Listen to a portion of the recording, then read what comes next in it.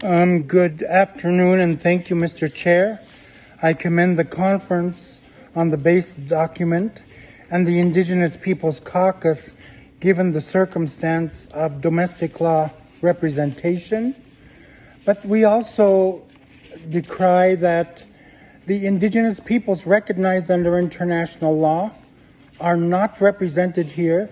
We did not negotiate, nor did we have a part in ensuring that our recognition, protection is in the document.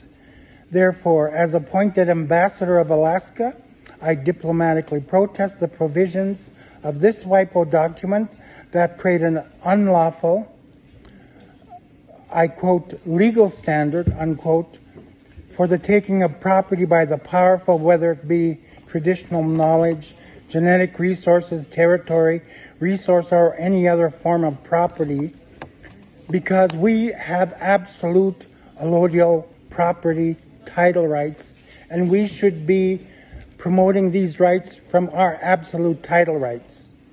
We have, in the very beginning, said that the 1974 agreement should be a preamble, recalling that agreement so that those of us peoples recognized under international law, which is part of the agreement. I remind that the agreement itself has the word cooperation and the word obligation, and that we should have been participating separate and distinct from the domestic law Indigenous Peoples Caucus. Alaska and Hawaii were recognized under the UN Charter. We were denied our status when the United States of America created some of these instruments. We should have been sitting as sovereign equality under Article 1.2. We were denied this right. Of course, the Hawaiian Kingdom was illegally overthrown. They know I'm giving this intervention, that we have the right under international law, and states have the obligation, as per the agreement, to include us, but we were excluded. So, as I said, many Indigenous peoples did not participate or consent. We had some Indigenous peoples from North America, South America, and the Pacific who were recognized in international treaties and walked out of this process. They are not here. You have an Indigenous Caucus that was domestic law negotiating, not us international law participants.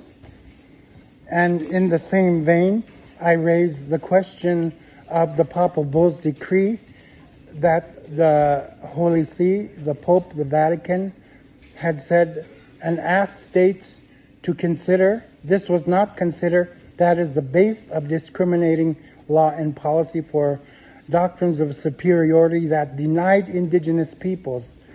Article 5 of this document will ensure that despite our protests and denials at the Human Rights Council and other international organizations, we are not recognized so that we can have the capacity to protect ourselves against such abuses.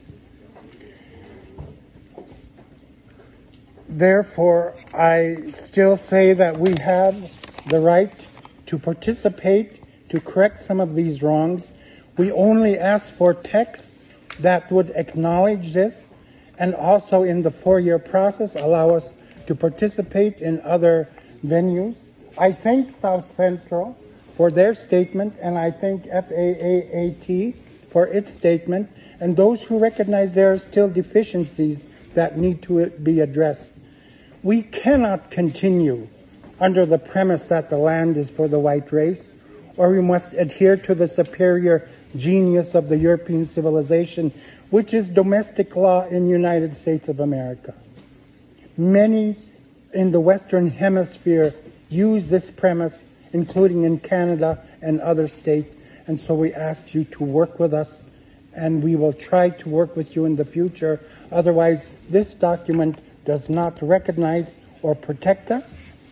In the same way, how could we recognize and protect this document?